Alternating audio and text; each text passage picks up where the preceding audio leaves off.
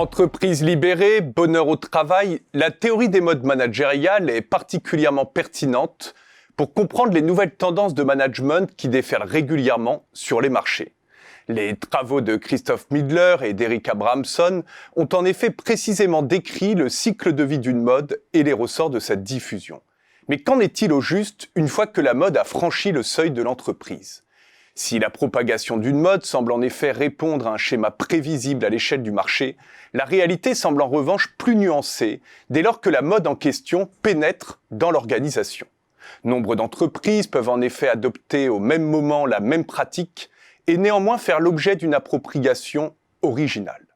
Les travaux de Rovik, professeur à l'université de Tromsø en Norvège, permettent à cet égard d'appréhender les réalités protéiformes qui émergent chaque fois qu'une organisation adopte une pratique à la mode.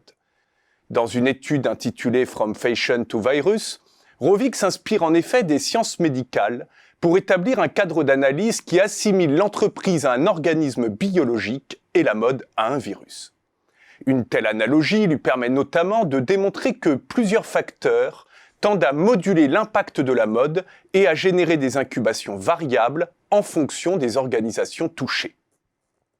Les travaux de Rovik témoignent en effet que les entreprises, au même titre que les patients, peuvent réagir différemment à un même virus. En résumé, si votre entreprise se retrouve au contact d'une mode et qu'en tant que manager vigilant, vous appréhendez que celle-ci ne vienne perturber votre organisation, les travaux de Rovik témoignent qu'au moins 4 diagnostics sont envisageables.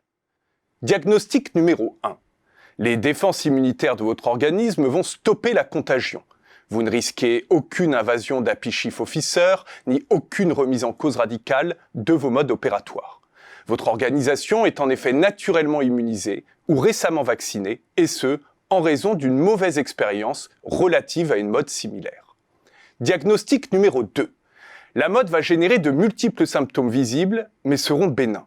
Une vague de buzzwords et de discours convenus vont certes investir vos réunions, mais disparaîtront sitôt la prochaine mode venue. Un tel épisode peut cependant, dans de rares cas, masquer un éventuel phénomène de dormance. Une telle situation suppose en effet que la pratique s'active plus tard, à la suite d'un changement de conjoncture ou de direction, et ce, sans que vous l'ayez réellement anticipé. Diagnostic numéro 3. La mode va quelque peu chambouler votre organisation. La nouvelle pratique va en effet enclencher un processus d'hybridation. Votre organisme va par ailleurs procéder à une sélection génétique qui consiste à éliminer certains aspects de la mode et en conserver d'autres. Les idées générales et abstraites vont ainsi prendre corps et se mélanger aux usages et routines de votre organisation. Un tel processus de métabolisation permet in fine d'aboutir à des outils innovants, personnels, précisément ajustés à vos besoins. Diagnostic numéro 4. La mode va enclencher un processus de transformation génétique.